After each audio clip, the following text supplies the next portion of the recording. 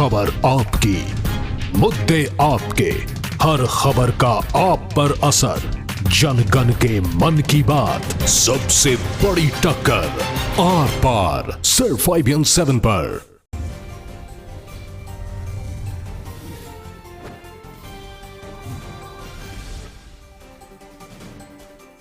नमस्कार, मैं हूं सुमित अवस्थी और आप देख रहे हैं अपना फेवरेट डिबेट शो हम तो पूछेंगे।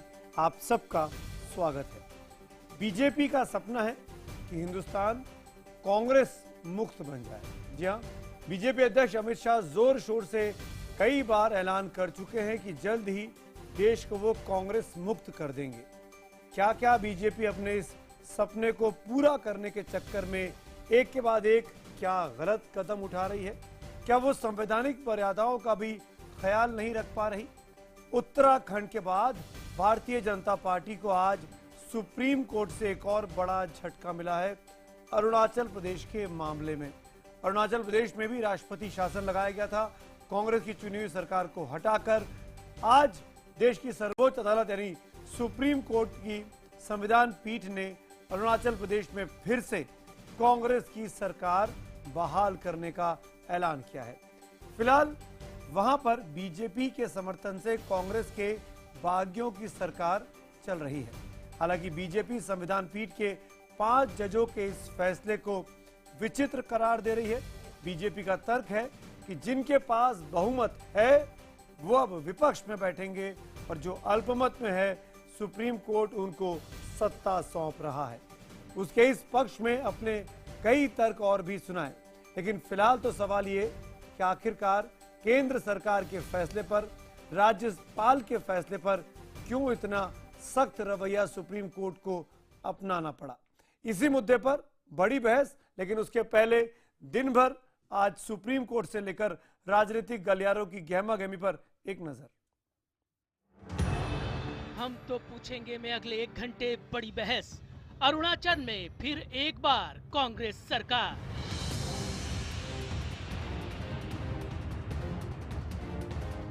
राज्यपाल ने मुख्यमंत्री से बात करने की कोशिश नहीं की। राज्यपाल ने राष्ट्रपति को भी सही परामर्श नहीं दिया। राज्यपाल ने कानून के उलट एक तरफा कार्रवाई की। शायद वो जानते थे कि सीएम से सलाह लेने का क्या नतीजा होगा। 16 दिसंबर को विधानसभा सत्र बुलाने का राज्यपाल का फैसला असंवैधानिक था। राज्यपाल ने सारे संवैधानिक रास्तों को सिरे से नकार दिया। लोकतंत्र में ये नहीं सोचा जा सकता कि राज्यपाल चुनी हुई सरकार पर हावी हो जाए। महज 2 महीने के अंदर बीजेपी के कांग्रेस मुक्त भारत अभियान को एक और बड़ा झटका लगा। पहला उत्तराखंड में कोर्ट ने फिर से रावत सरकार की बहाली की और अब अरुणाचल प्रदेश में भी कांग्रेस की चुकी सरकार सुप्रीम कोर्ट के फैसले के बाद दोबारा बहाल होगी। सुप्रीम कोर्ट की 5 जजों की संविधान पीठ ने अरुणाचल प्रदेश के राज्यपाल जेपी राजखोवा के फैसले को असंवैधानिक करार दिया। राजखोवा ने अपने फैसले में कांग्रेस के विद्रोही विधायकों को विधानसभा सत्र बुलाकर शक्ति परीक्षण कराने की इजाजत दी थी। इस शक्ति परीक्षण में बागी कांग्रेस विधायकों ने भ्रष्टाचार के आरोप में तुकी मंत्रिमंडल से निकाले गए कालिखो पुल को अपना नेता चुना।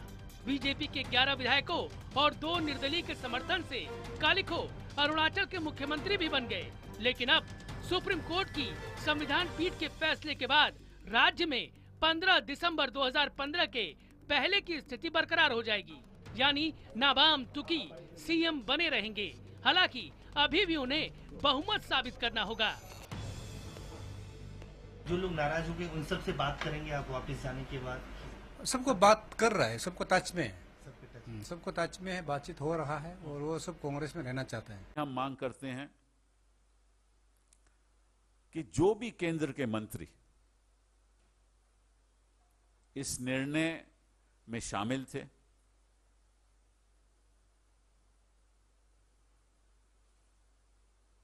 वो अपनी सफाई दें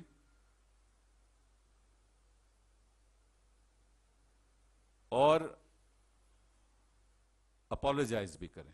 2 बार सुप्रीम कोर्ट को से इतना जबरदस्त तमाचा लगा है मोदी सरकार को, पहले उत्तराखंड में और अब अरुणाचल प्रदेश में। मुझे लगता है कि वो इससे सबक लेंगे मोदी जी। राहुल और सोनिया ने अपने बयानों में इसे लोकतंत्र की बड़ी जीत बताया है, लेकिन कोर्ट से 2 बार मात खा चुकी केंद्र सरकार और बीजेपी इस बार फैसले को अलग ही नजर से देख रही है। माननीय उच्चतम न्यायालय का निर्देश है कि दिसंबर 2015 की स्थिति को बहाल किया जाए। इसलिए भी उन निर्देशों का व्यापकता से अध्ययन करना आवश्यक है, क्योंकि उसके बाद से बहुत सारी घटनाएं हुई हैं। ऐसा प्रतीत होता है कि जिसके पास बहुमत है वो तो विपक्ष में बैठेगा और जो बहुमत खो चुका है वो सरकार में बैठेगा। तो ये बहुत विचित्र फैसला है। बीजेपी कोर्ट के फैसले को विचित्र बता रही है, लेकिन असल में तो इस बार कटघरे में उसकी सरकार का फैसला है, क्योंकि सुप्रीम कोर्ट में अभी राष्ट्रपति शासन लगाने के केंद्र के फैसले पर भी फैसला होना है। सरकार के सामने खड़े हुए नैतिक सवालों के बीच हम तो पूछेंगे, क्या अरुणाचल मामले में एससी के फैसले के बाद बीजेपी को देश से माफी मांगनी चाहिए? बीजेपी के लिए बड़ा झटका, और शायद इसीलिए हमारा आज का सवाल भी यही, आपके एसएमएस के जवाबों का लगातार हमको इंतजार है। हमारा आज का सवाल है कि क्या अरुणाचल मामले में सुप्रीम कोर्ट के फैसले के बाद बीजेपी को अब देश से माफी मांगनी चाहिए? अगर आपको लगता है हाँ तो HTP स्पेस देकर वाई लिखिए, और अगर आपको लगता है नहीं तो HTP स्पेस देकर N लिखिए और अपनी राय हमें 51818 पर SMS करें। #HTP और #BJP को झटका के जरिए आप अपनी राय हमको ट्वीट कर और हमारे फेसबुक पेज पर जाकर भी भेज सकते हैं। मेहमानों का परिचय कराता हूं जो इस वक्त इस डिबेट में मेरे साथ शिरकत कर रहे हैं।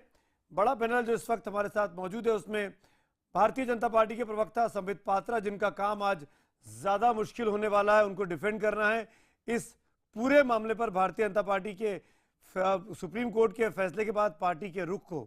कांग्रेस की तरफ से पार्टी के प्रवक्ता जयवीर शेरगिल है, आज इनको आसान विकेट मिला है बैटिंग करने के लिए।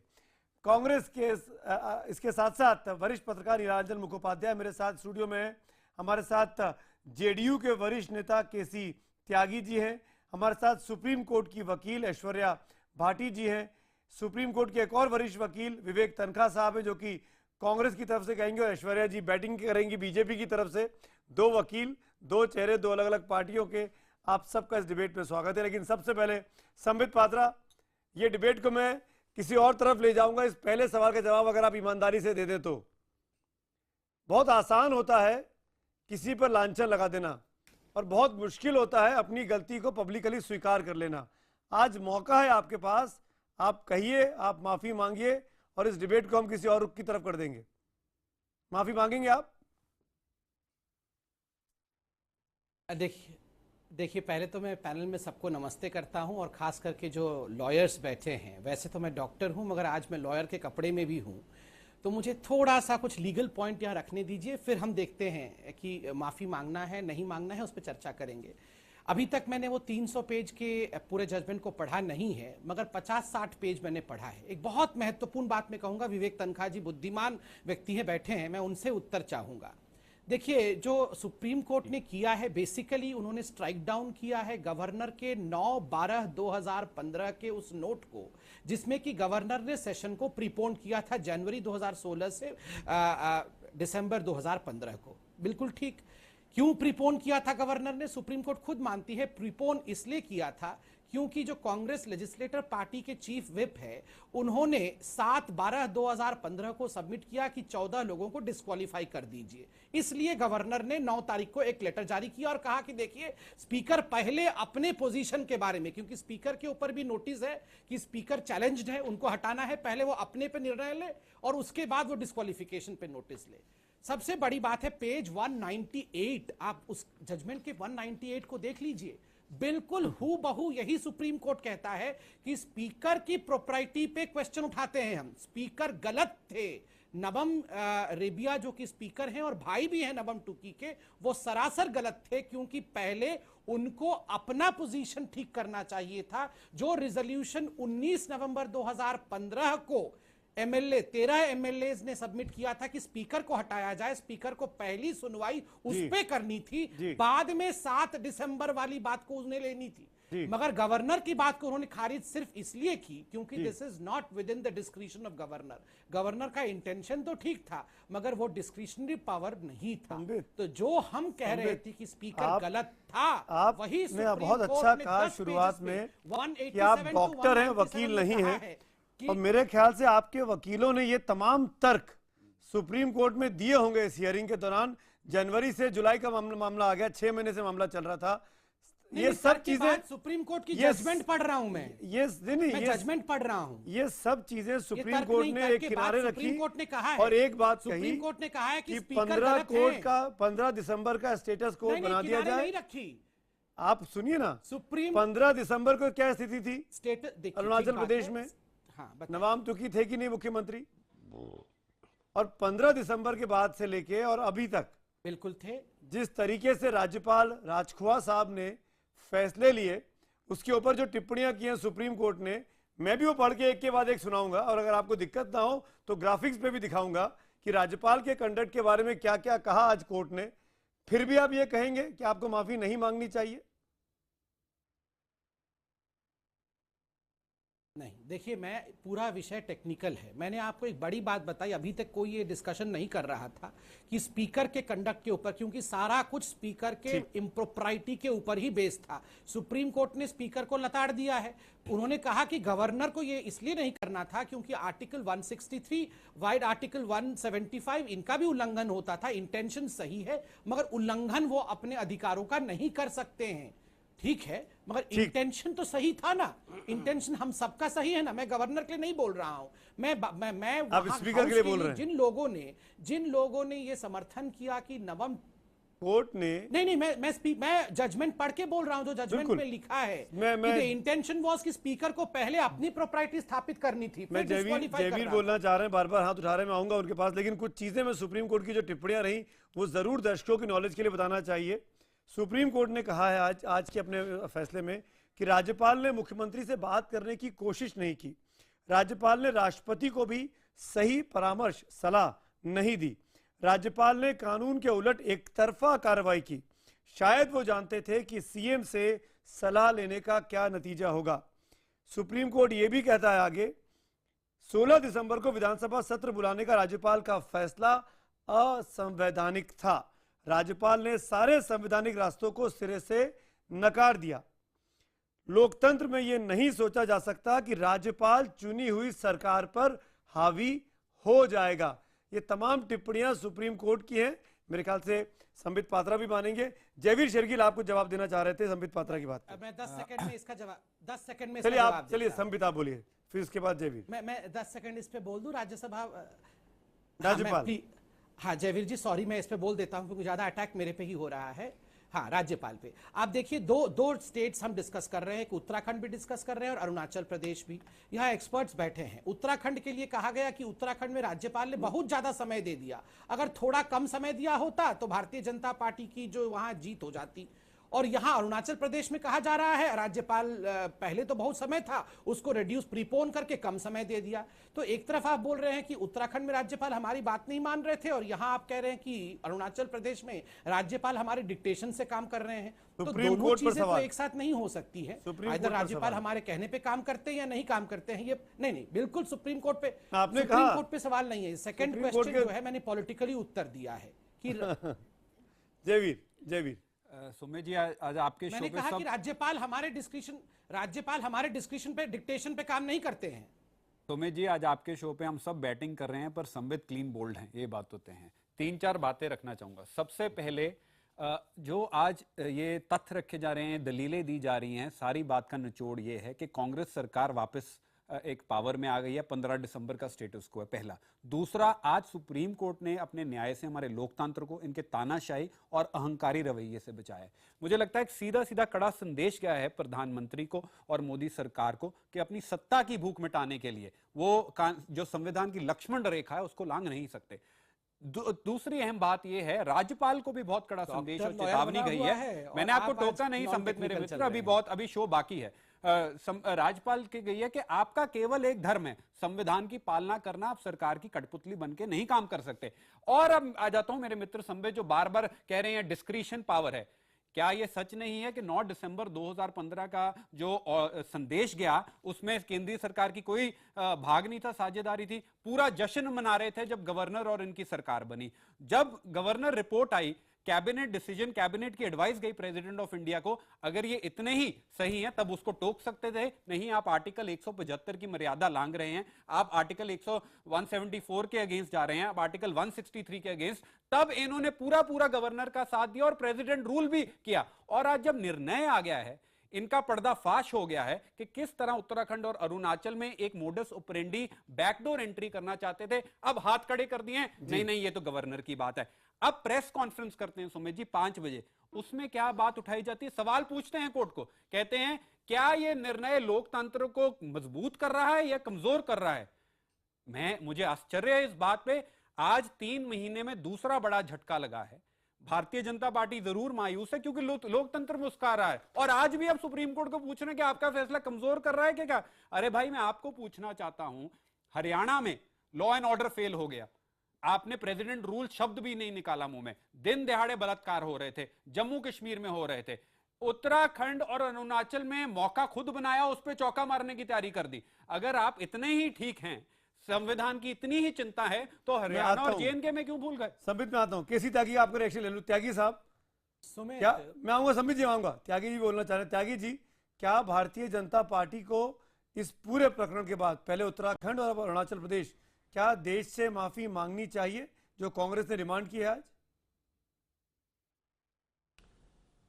नहीं सुमित जी, जब कांग्रेस मुक्त भारत चल रहा था तो हम भी भारतीय जनता पार्टी के मित्रों के साथ थे, लेकिन कांग्रेस मुक्त भारत का मतलब लोकतंत्र मुक्त और संविधान मुक्त भारत नहीं होता है। 100 से ज़्यादा बार देश में राष्ट्रपति शासन लगा है और उसके विरुद्ध हम समित जी के नेताओं के साथ यहाँ धरने पर बैठे हैं। कल्याण सिंह जी की सरकार जब गिर करके एक दिन के लिए जगदम्बिका पालकी बनी थी, रोमेश भंडारी थे, तब भी हम इनके साथ बैठे थे। नीतीश कुमार जी को ओथनी ली, अडवाणी जी के नेतृत्व में हम मार्च करके आए थे, लेकिन ये तवक्को हम इनसे नहीं करते थे कि जो अटल अडवाणी एरा है उसकी जो मान्यताएं थी वो इतनी जल्दी टूट जाएंगी। इनकी पहली हिमालयन ब्लंडर है और पॉलिटिकल पाप है जो इन्होंने अरुणाचल में किया। ऐसा नहीं करना चाहिए था। आपको देश की सरकार मिली है, सारे देश की राज्य की विधानसभा में मैक्सिमम में आप हैं, आप कांग्रेस मुक्त के चक्कर में संविधान मुक्त मत बनाइए, नंबर 1। नंबर 2, ये टेरिटोरियल स्टेट है। जम्मू कश्मीर में आज राज्य नाम की कोई चीज नहीं है, लेकिन सारी पॉलिटिकल पार्टीज ने मर्यादा रखी है। उन्होंने नहीं कहा कि मुफ्ती की बेटी को हटाओ, महबूबा मुफ्ती को, उन्होंने कहा कि बीजेपी ने गलत काम किया है। ऐसी चीन के साथ और म्यांमार के साथ पूरा बॉर्डर लगा हुआ है उसका, वहां पे जनरल जे सिंह, जनरल निर्भय शर्मा जैसे लोग गवर्नर रहे हैं, वहां पे सुरक्षा भी होती है और संविधान की भी सुरक्षा होती है। मैं सुमित जी आधा मिनट लूंगा क्योंकि मैं पार्लियामेंट में उस बहस का हिस्सा था। जी हाँ, मुझे याद है। क्या कभी भी विधानसभा की बैठक विधानसभा के कक्ष के बाहर हुई है? नहीं। क्या गवर्नर को यह अधिकार है कि वो बार एंड रेस्टोरेंट के अंदर मीटिंग के लिए गए फैसले माने? क्या अगर आज 18 तारीख को लोकसभा का सत्र बुलाया है, संसद का सत्र बुलाया है प्रधानमंत्री जी की सरकार ने, क्या इसको प्रीपोन कर सकते हैं प्रणब मुखर्जी? नहीं।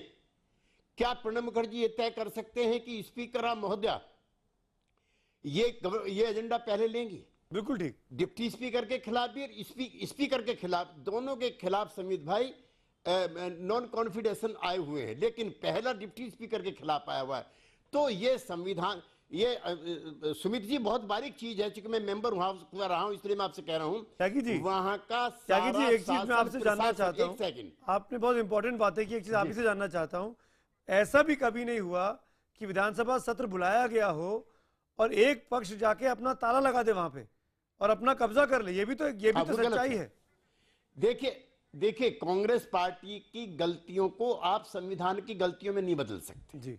मैंने एक बार भी कांग्रेस के द्वारा किए गए अतीत में किसी भी अच्छे काम का, बुरे काम का मैंने समर्थन नहीं किया, लेकिन ये भी कभी नहीं हुआ है कि गवर्नर जो मुख्यमंत्री और मंत्रिमंडल की सलाह पर चलता है उसको मुख्यमंत्री को या मंत्रिमंडल को इस तरह से डिक्टेट करेगा कि प्रीपोन कर दीजिए विधानसभा का सत्र, या स्पीकर का एजेंडा पहले लीजिए, या डिप्टी स्पीकर प्रिसाइड करेगा। तो नंबर 4, और अल्टीमेटली वहां पर टेरिटोरियल क्लेम है आसाम का और अरुणाचल का। आपने किसी आसामी को क्यों बना दिया? मेरे को याद है कि एक बार वीपी सिंह के टाइम पर महाराष्ट्र का गवर्नर बनाया जा रहा था इनको, अपने हेगड़े साहब को, तो लोगों ने सलाह दी नहीं, वहां का और कर्नाटक का बॉर्डर डिस्प्यूट है, शिवसेना ने विरोध किया, इसलिए नहीं बनाना चाहिए। और मेरा सबसे पहले ये कहना भारतीय जनता पार्टी के मित्रों से, हम ये मर्यादाएं निभा रहे हैं, हम नहीं कह रहे हैं कि मुफ्ती साहब की जो बेटी है वो ठीक काम कर रही है, गलत काम कर रही है,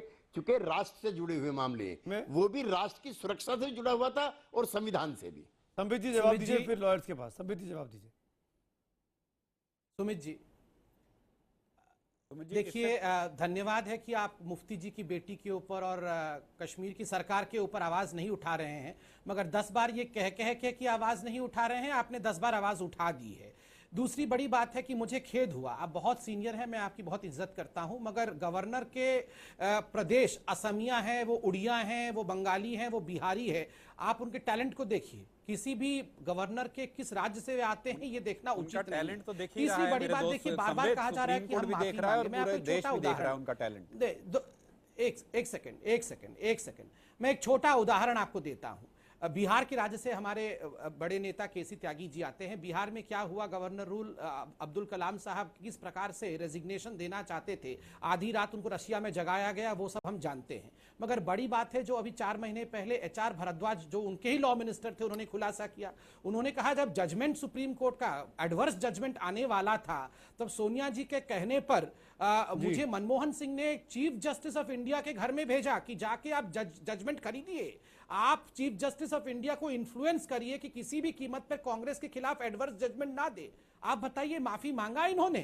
अरे सुप्रीम कोर्ट के चीफ जस्टिस को कांग्रेस ने जो गलतियां की वही गलतियां अब आप करना चाहते हैं संबित, ये तर्क देके कि कांग्रेस ने गलतियां की, कांग्रेस ने माफी नहीं मांगी, बिल्कुल नहीं, तो हम भी माफी नहीं मांगेंगे, हम भी उन्हीं की जैसी गलतियां करेंगे।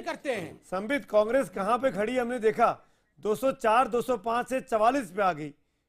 आप भी उस दिशा में जाना चाहते हैं? जुडिशरी को कभी खरीदने की कोशिश या कभी भी जुडिशरी को मैनेज करने की कोशिश नहीं करते हैं कांग्रेस की तरह। संबित, पिछले 2 वर्ष में सबसे ज्यादा वार जुडिशरी पे किसी सरकार ने किया है तो आपकी सरकार ने किया है। जब भी आपके हित में फैसला नहीं आए, tyranny of the unelected, parliament में अनिश श्री अरुण जेटली बोलते हैं वो अपनी मर्यादा लांघ रहे हैं। सही बोल रहे हैं। तीसरा, आज भी अपनी प्रेस कॉन्फ्रेंस पे सुप्रीम कोर्ट के निर्णय पे सवाल उठाए जा रहे हैं। भारतीय जनता पार्टी आज हर चीज की सफाई दे रही है, इस बात की सफाई नहीं दे रही कि क्यों उन्होंने संविधान का गला कोटा। विवेक तनखा साहब, विवेक तनखा और ऐश्वर्या भाटी बारी बारी से। पहले विवेक तनखा आप। विवेक साहब, संबित पात्रा डॉक्टर होने के बावजूद भी आज लॉयर बने और बहुत से तर्क गिनाए सुप्रीम कोर्ट के फैसले के आधार पर, और यह साबित करने की कोशिश की कि जो गलती थी वो स्पीकर की थी, राज्यपाल की नहीं थी। देखिए, संबित जी एक विद्वान स्पीकर हैं, राज्यपाल की तो गलती थी उसमें, मैंने दोनों का कहा। संबित, आपकी परमिशन हो तो मैं बोल लूं। मैंने कहा कि संबित जी एक विद्वान स्पीकर हैं, तो वो अपनी बात तर्क अच्छे से रखते हैं। सॉरी और सिलेक्टिवली रखते हैं क्योंकि भाई उनको अपना तर्क लोगों के सामने प्रेजेंट करना है। फैक्ट ये है कि जब सुप्रीम कोर्ट में इसकी बहस चल रही थी तो उसी वक्त पहले टुकी साहब को हटाया गया, फिर राष्ट्रपति शासन लाया गया, फिर राष्ट्रपति शासन को जब चैलेंज किया तो उसको, क्योंकि राज्यसभा में पास नहीं हो सकता था, टाइम बीत रहा था, उसको रिवोक किया गया। उसके बाद पुल साहब को मुख्यमंत्री बनाया गया। ये सब चीजें सुप्रीम कोर्ट की संज्ञान में, जानकारी में उस दरमियान हो रही थी जब ये बहस चल रही थी। समय समय पे हम सुप्रीम कोर्ट को ये बात बताते भी थे। हमने कई दफे स्टे भी मांगा कि साहब ये लोग पोजीशन चेंज कर रहे हैं सुप्रीम कोर्ट की प्रोसीडिंग्स के एडवांटेज लेते हुए, क्योंकि सुप्रीम कोर्ट ने हमको स्टे नहीं दिया था। तो बार बार कोर्ट हमको ये कहती थी आप अपनी बहस करिए, अगर हम आपके बहस से संतुष्ट होंगे तो हम पूरी सिचुएशन को रिवर्स करेंगे। तो आज जो हुआ है, सुप्रीम कोर्ट ने जो बातें उस वक्त कही थी, क्योंकि वो हमारे तर्क से एग्री करते थे, तो उन्होंने जजमेंट में पूरी सिचुएशन को रिवर्स किया है।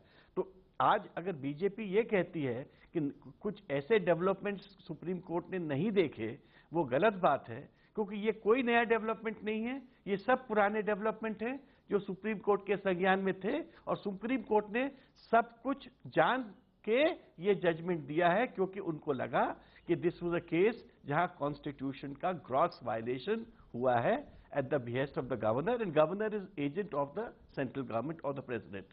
ऐश्वर्या, दूसरी बात जो मेरे को आपत्तिजनक लगती है कि आज एक बीजेपी के प्रवक्ता ने सुप्रीम कोर्ट के जजमेंट को विचित्र बोला। नाउ कोई भी नेशनल पार्टी, स्पेशली मैं कहूंगा कि स्पोक्स पर्सन को सुप्रीम कोर्ट के जजमेंट को इस प्रकार से एड्रेस नहीं करना चाहिए। जो जजमेंट 5 जजेस का है, 1 महीने सुना गया, हर बात रखी गई सुप्रीम कोर्ट के सामने, और आज एक वेल कंसिडर्ड फैसला आया है। हम सबको, अगर हम प्रजातंत्र में विश्वास करते हैं, बीजेपी ने रूल ऑफ लॉ में विश्वास करते सुप्रीम कोर्ट हैं। के फैसले को विचित्र कहकर? ऐश्वर्या भाटी, देखिए, फैसला डेफिनेटली लैंडमार्क है, फैसला यूनानिमस है। कॉन्स्टिट्यूशन बेंच के 5 जजेस ने 3 डिफरेंट जजमेंट्स आए हैं, यूनानिमस फैसला है। इंटरेस्टिंग बात इसमें और ये है कि आज तक किसी भी केस में 113 बार शायद राष्ट्रपति शासन लग चुका है आज़ाद हिंदुस्तान में, और कई बार चैलेंज हुआ है, लेकिन आज तक कभी स्टेटस को एंटी रिस्टोर नहीं हुआ है। ये पहली बार है कि सुप्रीम कोर्ट ने स्टेटस को एंटी रिस्टोर किया है। मेरा डेफिनेटली ऐसा मानना है कि जो प्रेसिडेंशियल रूल लगता है, ये संविधान के हमारे निर्माता ने भी कहा था कि ये एक डेड लेटर वर्ड होना चाहिए था, तो it should have been an exception, पर ये रहा नहीं एक्सेप्शन, और ये एक रेगुलर यूज में आ गया।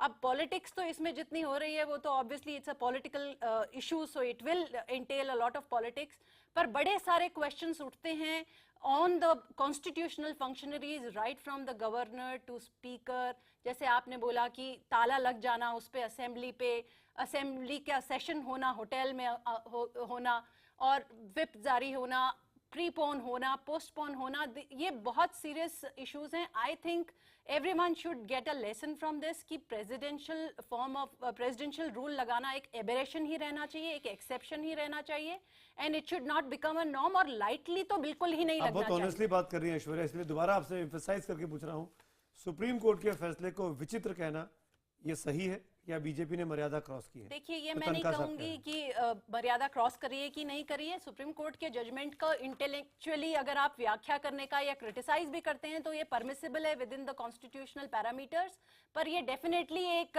कई सारे क्वेश्चंस इस जजमेंट से जरूर उठते हैं। देखिए, अब पॉपुलर गवर्नमेंट है, अभी स्टेट में पॉपुलर गवर्नमेंट है जो मेजॉरिटी एंजॉय कर रही है। अब फ्लोर टेस्ट सुप्रीम कोर्ट के कहने के हिसाब से भी आगे फ्लोर टेस्ट होना ही पड़ेगा, मैंडेट है, वो कॉन्स्टिट्यूशन बेंचेस का पुराना है। हालांकि इस जजमेंट में कोई डायरेक्शन नहीं है फ्लोर टेस्ट होने का, पर वो फ्लोर टेस्ट तो फिर भी होना ही पड़ेगा। अब ये रिमेन्स टू बी सीन कि उस फ्लोर टेस्ट में कैसे होता है, जो डिसिडेंट्स माने गए हों उन विधायकों का क्या स्टेटस होता है, क्योंकि status quo ante also raises a whole lot of questions. तो इट इज बिल्कुल ये विचित्र है कई तरीकों में। ये तो फैक्ट है। 15 दिसंबर के पहले करीब 7 या 8 नवंबर को 20-21 विधायकों ने रिबेल बने थे टूकी के खिलाफ, इन्हीं कौलिखो पुल के साथ मिलके, और उन्होंने अपने आप को एक अलग दिखाने की कोशिश की थी सरकार के खिलाफ। तो वो स्थिति भी दोबारा जिंदा होती है।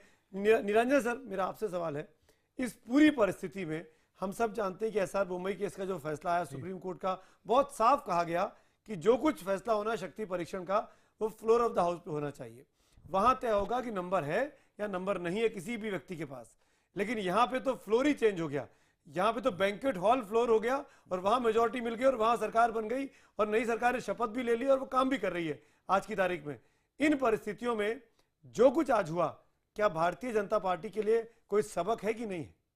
मैं यही सोच रहा था कि इतनी देर से बहस चल रही थी और लग रहा था कि जो 300+ पेजेस की जो जजमेंट है, पेज वाइज उसी के बारे में बात करते रहेंगे। जो मोटी जो राजनीतिक बात है, जो हम आप जिससे वाकई उलझे हुए रहते हैं हमेशा, उसकी बात करेंगे कब, कि बोम्मई केस। क्योंकि बेसिकली ये जो सुप्रीम कोर्ट का जो जजमेंट आया है, चाहे वो अरुणाचल के कॉन्टेक्स्ट में हो या चाहे उत्तराखंड के कॉन्टेक्स्ट में हो, दो चीज़ें बहुत क्लियरली साबित होती है कि सरकार की मेजॉरिटी है या नहीं है, ये फ्लोर ऑफ द हाउस में ही टेस्ट होगी।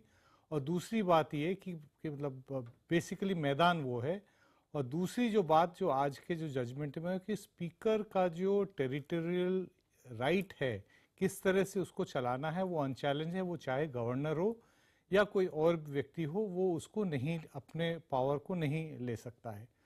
जहाँ तक इसका जो पॉलिटिकल फॉल आउट है, जो मेरे ख्याल से ज़्यादा इम्पोर्टेंट है कि इससे एक मैसेज बहुत काफ़ी व्यापक तौर पे जाएगा कि भारतीय जनता पार्टी ने दिसंबर 2015 से लेके मार्च के बीच में उन्होंने पहले अरुणाचल सरकार की सरकार को डिस्टेबलाइज करा के एक फ्रेंडली रेजीम वहाँ इंस्टॉल करा दी। और उत्तराखंड में भी जो कांग्रेस की जो सरकार थी उसको एक गलत तरीके से उसको डिस्टेबलाइज करके प्रेसिडेंट्स रूल लागू कर दिया। ये दोनों केसेस में भारतीय जनता पार्टी के जो फैसले थे उसको सुप्रीम कोर्ट ने उसके खिलाफ वर्डिक्ट दिया है। इसका जो है इसका एक फॉल आउट ये होगा कि मणिपुर में अब अगले साल 2017 में चुनाव होने हैं, तो वो भी उसी रीजन में उसका एक इम्पैक्ट होगा। हिमाचल में भारतीय जनता पार्टी प्लान बना रही थी कि कांग्रेस की सरकार को डिस्टेबलाइज करे, तो पॉलिटिकली ये एक बहुत मेजर सेटबैक है। इसलिए साबित होता है कि भारतीय जनता पार्टी 356 और इस तरह से जो स्टेट गवर्नमेंट्स के जो राइट्स को इन्फ्रिंज करने के बारे में कांग्रेस सरकार को हमेशा से क्रिटिसाइज करती आ रही थी, सत्ता में आने के बाद शायद उन्होंने उसी तरह की नीतियों को कंटिन्यू किया है, ये साबित हो गया। संबित पात्रा, बीजेपी की लीडरशिप पर सवाल है ये। अमित शाह अध्यक्ष हैं, उनकी अगुवाई में दो बार ऐसा हुआ, उत्तराखंड में और अरुणाचल प्रदेश में, और दोनों बार आपकी सरकार, आप ये नहीं कह सकते कि आप, मैं जानता हूं आप ये तर्क देंगे शायद डिबेट में कि कांग्रेस के विधायक उसको छोड़ के भाग रहे थे, पर यह भी सच्चाई है कि कांग्रेस के वही विधायक उत्तराखंड के जो थे वो आज भारतीय जनता पार्टी के सदस्य हो चुके हैं, और जो वहां भागी हुए अरुणाचल प्रदेश में वो बीजेपी के साथ मिलकर सरकार चला रहे हैं। तो कहीं ना कहीं बीजेपी मदद तो कर रही थी, बीजेपी ने अपने हाथ तो दूर नहीं किए दोनों जगहों पर।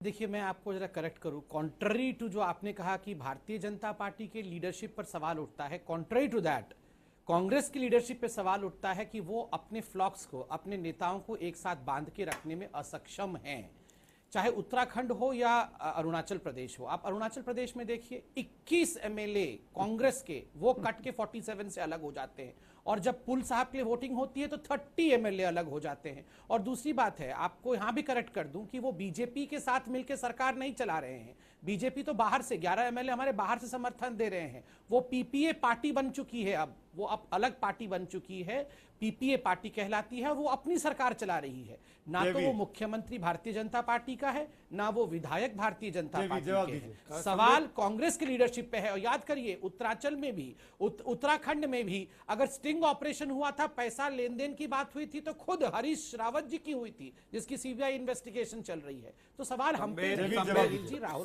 संबित, तभी आप सही कहते हैं, आप डॉक्टर हैं, वकील नहीं। दो बातें स्पष्ट कर दूं। सबसे पहले कांग्रेस के अंदर क्या चल रहा है क्या नहीं, उस पर ज्यादा ध्यान देने से आप संविधान ध्यान से पढ़िए और उसकी इज्जत करनी शुरू कीजिए, तो आज स्थिति नहीं होती। दूसरा, डिबेट के लिए मान के चलता हूं अपने अगेंस्ट, कांग्रेस के अंदर दरार थी। अच्छा, राहुल गांधी फेलियर है बताने से सुनिए, धैर्य रखिए, मैंने आपको टोका नहीं। कांग्रेस के अंदर दरार है, कांग्रेस के अंदर दरार होना कॉन्स्टिट्यूशन की वायलेशन करने की मांग नहीं करता। आप कांग्रेस के अंदर की दरार को बहाना बना के आर्टिकल 356 और गवर्नर आर्टिकल 174 का सहारा नहीं ले सकता। आपकी ही बात, आपको मैं याद थोड़ा इतिहास में ले जाऊं, पंडित हृदयनाथ कुंजरू ने बाबा साहब अंबेडकर से पूछा था कि क्या अगर कोई सरकार ठीक ना चल रही हो या भ्रष्टाचार हो, क्या ये आर्टिकल ले? तो बाबा साहब ने कहा था नहीं, ये आर्टिकल एक लाइसेंस नहीं बन सकता केंद्रीय सरकार के राज्य सरकार को गिराने का। आपने वो किया। प्रिवेंशन ऑफ करप्शन एक्ट मर गया नहीं, एंटी डिफेक्शन लॉ मर गई नहीं, हरीश रावत जी के खिलाफ आपने सीबीआई कर दी। आज कपिल सिब्बल जी ने कहा, टेप है जहां बिजनेसमैन कह रहा है कि भारतीय जनता पार्टी के नेता प्रधानमंत्री की सहमति से सरकार गिरी है, हमें और पैसे चाहिए, तो उसी सरफरोशी से उसकी भी जांच करवाइए। हमने मांग की, आप क्यों नहीं करवा रहे? चौथा, क्या आप गवर्नर पे जिस सरफरोशी से उनकी नियुक्ति करवाई थी, आज इस निर्णय के बाद उनका इस्तीफा मांगेंगे? आप पहले उसका जवाब दीजिए। दूसरा, प्रधानमंत्री सफाई दें और माफी मांगे इस देश से। जो अभी छुट्टी पे, उनकी लंबी छुट्टी होगी क्या? मैं उत्तर देता हूं। देखिए, मैं इसका उत्तर देता हूं। बड़ा मुझे आश्चर्य लगा कि अभी तक खुद हंसराज भारद्वाज के कहने पर किसी चीफ जस्टिस ऑफ इंडिया को खरीदने की कोशिश हो रही थी, अभी तक सोनिया जी ने कांग्रेस के 2005 में फंसे रहेंगे मेरे मृत्यु, 2016 हो गए। आज का जवाब दीजिए, सुन आज का जवाब दीजिए आप संबित। नहीं, अभी भी तो वो अध्यक्षा है ना, जानना अभी भी अध्यक्षा है ना वो, क्या इस अभी भी अध्यक्षा है, और ये जो खुलासा तो अभी 4 महीने पहले हुआ है। अपना तानाशाही और अहंकारी रवैया सुधारेगी? क्या वो संविधान को पढ़ेंगे, उसको समझेंगे? क्या वो जो जनादेश है, जो जनबल है, उसकी इज्जत करना शुरू करेंगे? ये सवाल है आज। आप 2005 बोल लीजिए पहले, कब तक चलता रहेगा? संबित बोलिए। 19 देखिए, जहां तक राज खोवा जी का सवाल है, गवर्नर का, महामहिम का सवाल है, देखिए उस पर मैं प्रवक्ता के नाते महामहिम राष्ट्रपति और महामहिम राज्यपालों के इस्तीफे और उनके भविष्य में किस प्रकार से वो अपने निर्धारण करेंगे उस पर मैं टिप्पणी नहीं करता हूं। वो बड़े कॉन्स्टिट्यूशनल पोस्ट से, उस पर महामहिम राष्ट्रपति ही कमेंट कर सकते हैं और उससे बड़े अधिकारी मतलब गवर्नर से बड़े अधिकारी कर सकते हैं, मैं नहीं कर सकता। दूसरी बड़ी बात है, देखिए 2000 मैंने इसलिए 2005 का जिक्र बार बार किया बिकॉज वो एक लैंडमार्क जजमेंट था। ठीक उसी प्रकार जिस प्रकार आज सही कह रही थी ऐश्वर्या जी, आज एक एक्स्ट्रा ऑर्डिनरी जजमेंट है। देखिए जब विचित्र शब्द हिंदी में इस्तेमाल किया जाता है तो आप उसको एक्स्ट्रा ऑर्डिनरी के रूप में देखिए। इसमें सुप्रीम कोर्ट को हम किसी प्रकार कटघरे में खड़े कर रहे हैं या सवाल पूछ रहे हैं, ये बिल्कुल नहीं है। नहीं, उस विचित्र के साथ कहा गया, संबित, विचित्र के साथ कहा गया कि बहुमत के लोग विपक्ष में बैठेंगे और जिनके पास बहुमत नहीं है वो सरकार में बैठेंगे। उस कॉन्टेक्स्ट में विचित्र को यूज किया गया। मजाक उड़ाना है।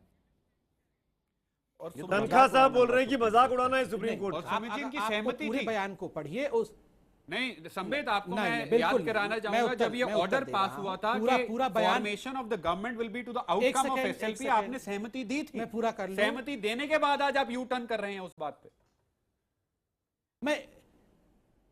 मैं एक सवाल तनखा साहब से पूछ सकता हूं। तनखा साहब, was I wrong when I stated the verdict page number 198 कि सुप्रीम कोर्ट ने हेवीली स्पीकर के ऊपर भी क्रैकडाउन किया है, कहा है कि स्पीकर का जो प्रोप्राइटी है वो ये नहीं है कि वो पहले डिस्क्वालीफाई करे, बाद में अपने डिस्क्वालिफिकेशन के ऊपर अपने ऊपर डिसाइड करे। क्या ये बात सही नहीं है? क्या सुप्रीम कोर्ट ने ये नहीं कहा है? क्योंकि crux of the matter rests here.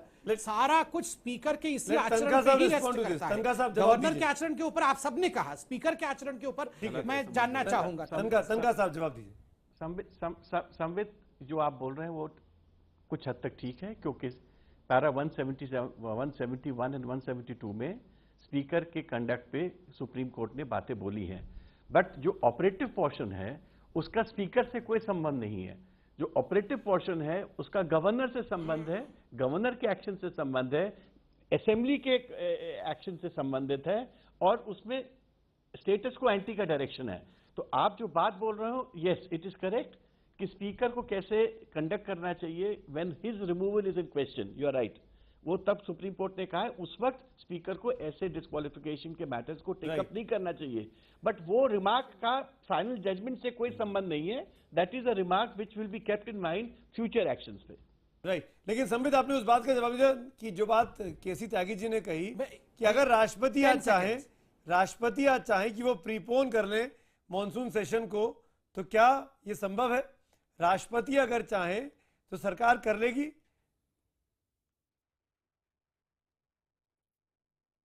नहीं, केसी त्यागी जी ने बिल्कुल सही कहा। देखिए, केसी त्यागी हो या विवेक तनखा हो, हम लोग हो सकता है आज ऑपोजिशन पार्टी में है, मगर विद्वान जनों का सम्मान करना चाहिए। केसी त्यागी जी ने जो कहा, सुप्रीम कोर्ट ने यही तो कहा। सुप्रीम कोर्ट ने भी वही कहा कि ठीक है, इंटेंशन जो भी हो, मगर आर्टिकल 163 और आर्टिकल 174 को ध्यान में रखते हुए गवर्नर ये डिक्टेट नहीं कर सकते हैं। ठीक है, इसीलिए गवर्नर का जो 9 दिसंबर 2015 का लेटर था उसको उन्होंने रिवर्ट कर दिया, उसको उन्होंने समाप्त कर दिया, स्क्वैश कर दिया। मगर मेरा सिर्फ इतना कंटेंशन है कि देखिए, क्योंकि ये जो स्पेशल लीव पेटिशन था ये केवल गवर्नर के डिस्क्रिप्शन के ऊपर था, उनके डिस्क्रिप्शनरी पावर पे था, इसलिए केवल और केवल सुप्रीम कोर्ट ने जो ऑपरेटिव पार्ट की बात अभी विवेक तनखा साहब कर रहे थे, ऑपरेटिव पार्ट में गवर्नर पे रिफ्लेक्ट किया, मगर जो बाकी पार्ट है उसमें उन्होंने स्पीकर के कंडक्ट पे बहुत स्केदिंगली रिफ्लेक्ट किया है। त्यागी साहब बोलना चाह रहे हैं, बार-बार हाथ उठा रहे हैं। नीलांजन, अभी आता हूं। सुमित जी, मेरी एक और चिंता है। मैं चाहता हूं कि मेरे छोटे भाई संवित किस दिन राज्यसभा में आ जाएं तो इनको थोड़ा अंदर के संचालन की भी इनको वो थोड़ी जानकारी हो जाए। मैं कोई आलोचना के तौर पे नहीं कह रहा हूं, शुभकामना के तौर पे कह रहा हूं। तनखा जी आगे, इनका स्वागत है। राज्यसभा, लोकसभा, विधानसभा, विधान परिषद के अंदर एक कार्य मंत्रणा समिति होती है जो दिन भर का कामकाज तय करती है। Number 1, parliamentary affair minister, leader of the opposition and speaker of the house, ये मिलकर के तय करते हैं कि सदन कैसे संचालित होता है। मेरी चिंताएं एज ए पार्लियामेंटेरियन बढ़ गई हैं इसके बाद कि क्या गवर्नर विधानसभाओं के अंदर की कार्रवाई का संचालन भी करेंगे? क्या भारतीय जनता पार्टी जैसी पार्टी जिनके नेता अटल बिहारी वाजपेयी के नेतृत्व में ये लोकतंत्र पनपा है, फला फूला है, क्या नया नेतृत्व इन सब चीजों की इजाजत देगा? संबित पात्रा, और दोनों ही जगहों पर, उत्तराखंड में भी और अरुणाचल में भी, विधानसभाओं को स्किप किया आप लोगों ने। मैं इसका उत्तर एक मिनट में इस पे मैं इसका उत्तर देना चाहूंगा, और ये उत्तर एक प्रश्न के रूप में होगा। Is not a mentor, governor is not a mentor of the house. Supreme court ने बोला है। राइट तनखा साहब बोलिए, संबित बोलिए, उसके बाद जवाब देंगे। निरंजन साहब भी पूछना चाह रहे हैं। मैं जरा केसी त्यागी जी से एक सवाल, एक सेकंड केसी त्यागी जी से सवाल के रूप में ही इसका उत्तर देता हूं। देखिए, आपने कहा कि गवर्नर ने जो डिस्क्रिशनरी पावर दिखाए वो कहीं ना कहीं सरकार द्वारा प्रभावित थे, अर्थात हमारी सरकार ने उन्हें कहा कि ऐसा करिए। क्या यही केस आप उत्तराखंड के गवर्नर के मामले में कहते हैं? क्योंकि सभी जानते हैं कि अगर उत्तराखंड में विंडो ऑफ टाइम फ्रेम इतना नहीं होता, ये जो डिस्कशन होता है मैं उसी में बता रहा हूं कि window of time frame governor ने इतना नहीं दिया होता तो डिस्क्वालिफिकेशन भी नहीं होता और आराम से बीजेपी की सरकार बन जाती। मगर वहां पर तो आप ऐसा नहीं कहते हैं, वहां पर तो आप उल्टा कहते हैं। त्यागी जी बोलिए। तो दोनों गवर्नर के केस में अलग अलग मापदंड क्यों रखा जाता है? त्यागी जी बोलिए। मैं संबित को बताना चाहता हूं, संबित पात्रा जी को बताना चाहता हूं कि 1 दर्जन बार मैं अटल जी और आडवाणी जी, चौधरी चरण सिंह जी, पीलू मोदी जी, इनके साथ धरने पर बैठा हूं। कांग्रेस पार्टी ने जहां जहां गलतियां की हैं, और मैं निरंजन से मैं उनसे एग्री करता हूं, माफ करना, बहुत विनम्रता से कह रहा हूं, आप उसी रास्ते पे जा रहे हो और ये रास्ता बर्बादी की तरफ जाता है, पार्टी के लिए भी, लोकतंत्र के लिए भी, संविधान के लिए भी। ये आपकी 2 गलतियां हैं संवैधानिक।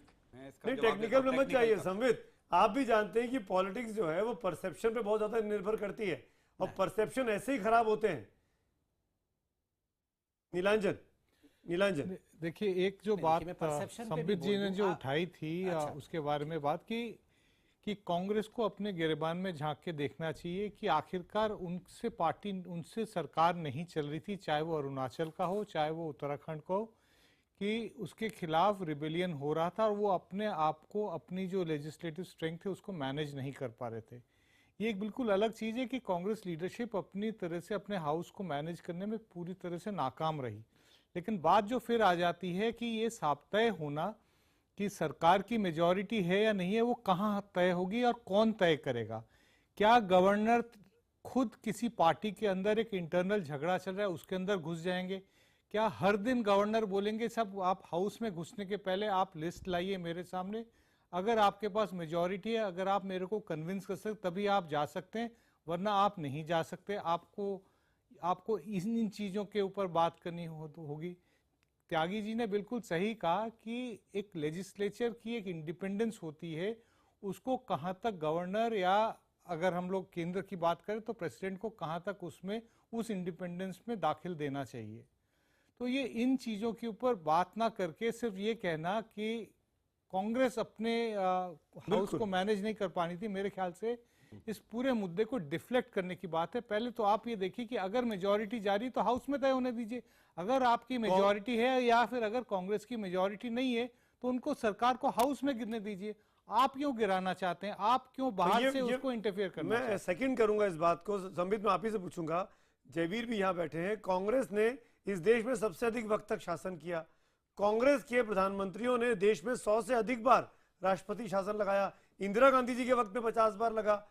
यह भी सच्चाई है कि आपकी सरकार के वक्त में भी 4 बार लग चुका है, नरेंद्र मोदी जी की सरकार में, अटल बिहारी वाजपेयी जी की सरकार में भी 5 बार लगा। मैं उससे इनकार नहीं कर रहा हूं, लेकिन क्या एक पार्टी गलती करती है तो दूसरी पार्टी को गलती करने का सर्टिफिकेट मिल जाता है? क्या इसलिए देश की जनता चुनकर आपको भेजती है कि आप उनकी गलतियों की तरह आप भी गलतियां करिए और हम अपने वोट दिए हुए तरीके को पछताएं कि हमने आपको क्यों वोट दे दिया, क्यों सत्ता दे दी? क्या इसलिए आप सत्ता में आए संबित पात्रा कि आप कांग्रेस की तरह बन जाएंगे? नहीं, आपका प्रश्न जायज है और चूंकि लाखों करोड़ों जनता आपको सुन रही है, बहुत ही ठंडे दिमाग से इसका उत्तर देना चाहिए।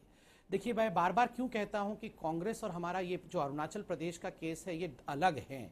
मैं कांग्रेस में नहीं जाता हूं। अरुणाचल प्रदेश के केस में देखिए, ये जो बार बार मैं स्पीकर के प्रोप्राइटी के ऊपर सुप्रीम कोर्ट का टिप्पणी क्यों कह रहा हूं, क्योंकि सुप्रीम कोर्ट भी जानती है कि स्पीकर और चीफ मिनिस्टर, क्योंकि स्पीकर अपने आप काम नहीं कर रहे थे, नबम रेबिया भाई हैं नबम टुक्की के, स्पीकर सुप्रीम चीफ जस्टिस के कहने पर कॉम्पोजिशन ऑफ हाउस को चेंज करने की कोशिश कर रहे थे, 14 लोगों को डिस्क्वालीफाई करने की, बड़ा स्पष्ट शब्दों में कहा है सुप्रीम कोर्ट ने, बड़े स्पष्ट शब्दों में कहा है।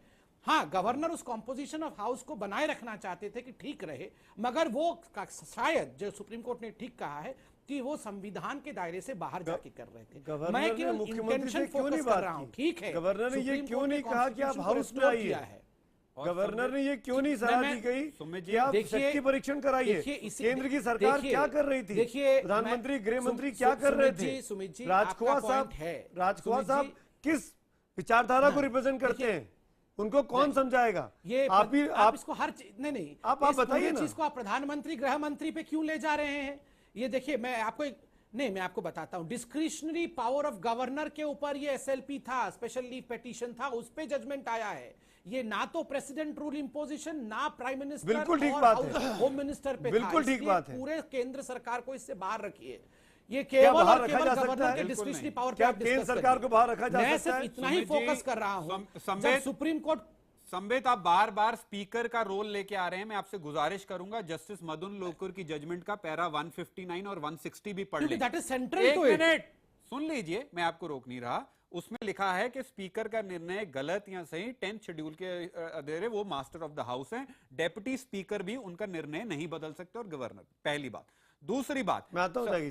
दूसरी बात, सवाल है आपकी नीयत में खोट है। आपको सुन लीजिए, आपको मैं टोक नहीं रहा। आपकी नीयत में खोट है। आपकी सिर्फ एक नीयत थी कि किसी भी शर्तों पे सत्ता को आप हासिल करना चाहते थे। मैंने आपको हरियाणा और जम्मू कश्मीर का उदाहरण दिया है, आप इस बात का उत्तर दे दीजिए वहां प्रेसिडेंट रूल की क्यों नहीं आपने। तीसरा, 9 दिसंबर से लेके आज 13 जुलाई 2016 गवर्नर साहब के हर फैसले पे आपकी मोहर है। सुप्रीम कोर्ट में जोशो फिरोशी से उनके हर फैसले को आपने समर्थन दिया और डिफेंड भी किया, और जब फैसला आता था तब जश्न भी मनाया।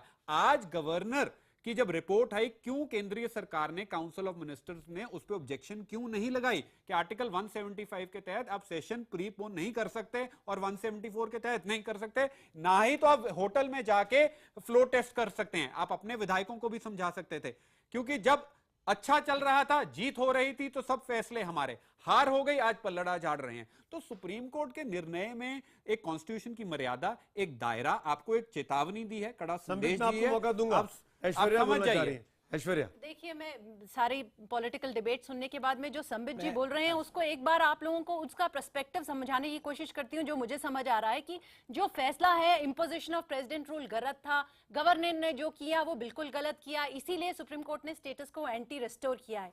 लेकिन साथ ही साथ जो दूसरी कॉन्स्टिट्यूशनल अथॉरिटीज है उनके ऊपर जो क्वेश्चन लगा है वो भी इंपॉर्टेंट क्वेश्चन है, क्योंकि देखिए पॉलिटिकल रेलम में ये आइसोलेशन में नहीं एग्जिस्ट करते हैं कि गवर्नर आइसोलेशन में कोई फैसला लेते हैं।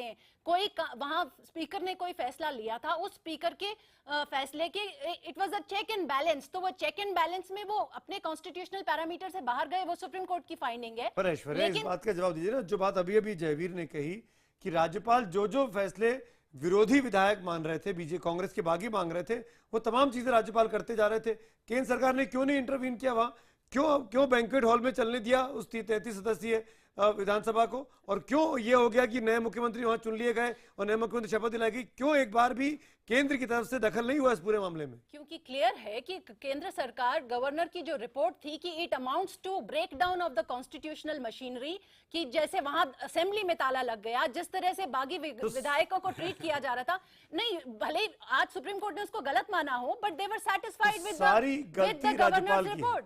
सारी गलती राज्यपाल की है। बलि का बकरा राज्यपाल राजख्वा सा बनाए जा रहे हैं। देखिए, खाली एक पे आइसोलेट मत कीजिए, जो सारी कॉन्स्टिट्यूशनल बॉडीज को एक मैसेज है उसको क्लियर होने दीजिए, और साथ ही साथ इस बात को समझिए कि आज ये सुप्रीम कोर्ट का जो फैसला आया है, इससे इस प्रेसिडेंशियल रूल का जो मिसयूज है इसका रुख बदलेगा, क्योंकि आज तक कभी स्टेटस को एंटी रिस्टोर नहीं हुआ। तो त्यागी साहब बोलना चाह रहे हैं। त्यागी साहब, डिबेट की आखिरी छोड़ जी, आपने आज अच्छी शुरुआत कर दी। एक सप्ताह के बाद आपके चैनल पर पार्लियामेंट वर्सेस हैं?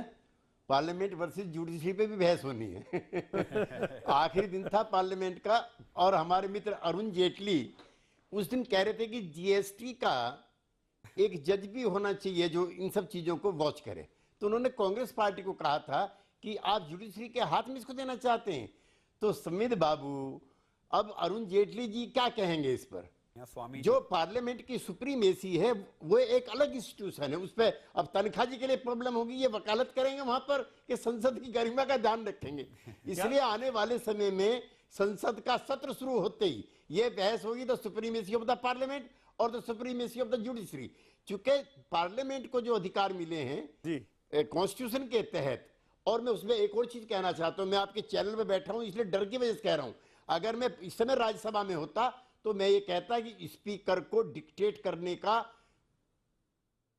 किसी को अधिकार नहीं है। जब थे अपने सोमनाथ चटर्जी जब स्पीकर थे, और सुप्रीम कोर्ट के जब कुछ फैसले आते थे हमारी लोकसभा राज्यसभा को संचालित करते हुए, वो कागज को यूं करते थे, डस्टबिन में डाल देते थे, ऐसे भी दौड़ते। तो जो पार्लियामेंट की सुप्रीमेसी है, जो स्पीकर का राइट है, उसको भी किसी को चैलेंज करने का अधिकार नहीं है। आखिरी सवाल संबित पात्रा बोलना भी चाह रहे हैं, सवाल भी आप ही से है। जब राजखोआ साहब को सब तमाम जवाबदेही उन पे तय करी दी है, तो वो क्यों है अब तक, उनका इस्तीफा क्यों नहीं लिया जा रहा है? देखिए, पहले तो मैं केसी त्यागी जी ने जो कहा कि स्पीकर को सुप्रीम कोर्ट या कोई भी चैलेंज नहीं कर सकता, मैं पैराग्राफ नंबर 170 पढ़ ही देता हूं। 30 सेकंड से आपके पास ज्यादा वक्त नहीं। For the reasons recorded here above, we hereby hold that it would be constitutionally impermissible for a speaker to abdicate upon disqualification petitions under the 10th schedule while a notice of resolution for his own removal from the office of speaker is pending। ये supreme court ने direction speaker को बड़े clear शब्द में दे दिया। तो ये कहना कि सुप्रीम कोर्ट स्पीकर को डायरेक्शन सरकार की राजखोआ साहब के बारे में सवाल पूछा मैंने आपसे, आखिरी मौका दे रहा हूं, वक्त खत्म हो रहा है। संबित जी, वक्त खत्म हो रहा है, आपको भी किसी और डिबेट में जाना होगा। इसका उत्तर मैंने दिया है। महामहिम राष्ट्रपति और महामहिम गवर्नर्स पे, महामहिम राष्ट्रपति और गवर्नर पे प्रवक्ता कमेंट गवर्नर को आपने अपने ब्यूरोक्रेट से फोन करके इस्तीफा मांगा, वही रास्ता अपना लीजिए, आपके लिए भी आसान हो जाएगा। संबित जी जवाब देंगे इस बात का? सरकार जो करना है सरकार करेगी। नहीं, मैंने कहा ना, सरकार जो करना है वो उसका नियम है, नियमों के अनुसार काम होता है। प्रवक्ता माफी के साथ आप सबका शुक्रिया अदा करूंगा। इस डिबेट में आप सबने बहुत दिल से पार्टिसिपेट किया, लेकिन कुल मिलाकर बहुत बड़ा ऐतिहासिक फैसला, वापस पुनः स्थिति को बहाल करना आज तक कभी नहीं हुआ था। और शायद इसीलिए हमने आज का सवाल जो पूछा उसके SMS के जवाब का वक्त है जानने का कि क्या अरुणाचल मामले में सुप्रीम कोर्ट के फैसले के बाद बीजेपी को देश से माफी मांगनी चाहिए। हजारों की संख्या में मैसेज हमारे पास आए हैं। 49% हाँ बोलते हैं, 51% नहीं बोलते। मामला ऑलमोस्ट टाई पर है। ट्विटर पोल के नतीजे भी आपके सामने हैं, स्क्रीन पर आ रहे हैं।